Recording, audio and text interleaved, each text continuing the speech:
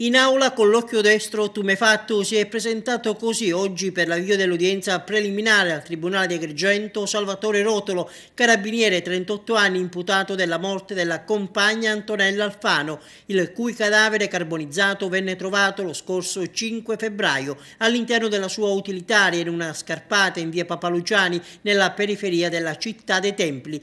Si è presentato accompagnato dagli avvocati Totò Pennica e Alfonso Neri, i quali vogliono vederci chiaro sul ferimento del loro assistito. Hanno così annunciato che chiederanno lumi agli organi competenti.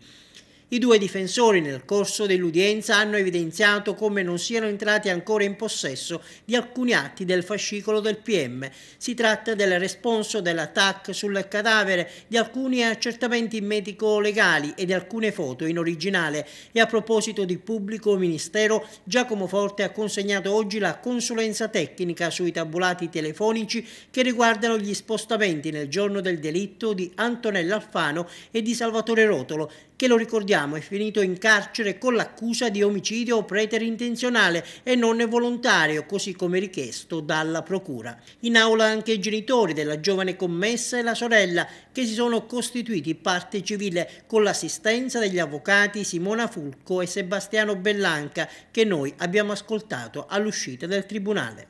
Sono state fatte delle eccezioni preliminari sull'ammissibilità della costituzione di parte civile, eccezioni che il giudice ha ritenuto tutte di rigettare e quindi la parte civile è stata ammessa nel giudizio. Come pensate di portare avanti questa strategia? Ancora è presto per dirlo, ora vedremo. Naturalmente noi insistiamo per la richiesta di omicidio volontario, cosa che ha già fatto la procura e che noi sosteniamo. Ancora dobbiamo vedere se chiederanno un rito alternativo o se andranno avanti con il giudizio, ora vedremo. Ecco, c'è stato uno scontro tra la procura e il GIP tra omicidio volontario e omicidio preterintenzionale. Infatti, però bisogna leggere bene le carte. Il GIP non ha ritenuto omicidio preterintenzionale perché lo ritiene proprio preterintenzionale, lo ha ritenuto preterintenzionale perché come figura giuridica stava meglio, secondo il suo parere, all'omicidio volontario riguardo agli elementi di prova fino a quel momento acquisiti. Con la sorella di Antonella Alfano, in questo momento cosa si prova? Amarezza, perché lui comunque è vivo e respira, mia sorella invece no.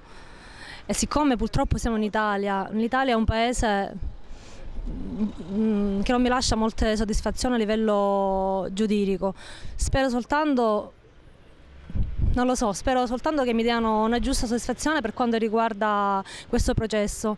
Finora oggi ho visto veramente il pubblico ministero in gamba. Lei ha visto in faccia Salvatore Rotolo, cosa ha provato? È una grande rabbia sinceramente, perché è una forte emozione che devo controllare, secondo me è una persona civile. La prossima udienza è fissata per il 26 ottobre e intanto è sempre caccia al presunto complice che quel 5 febbraio, secondo gli inquirenti, avrebbe aiutato Salvatore Rotolo a portare a compimento, simulando l'incidente di auto, la missione di morte.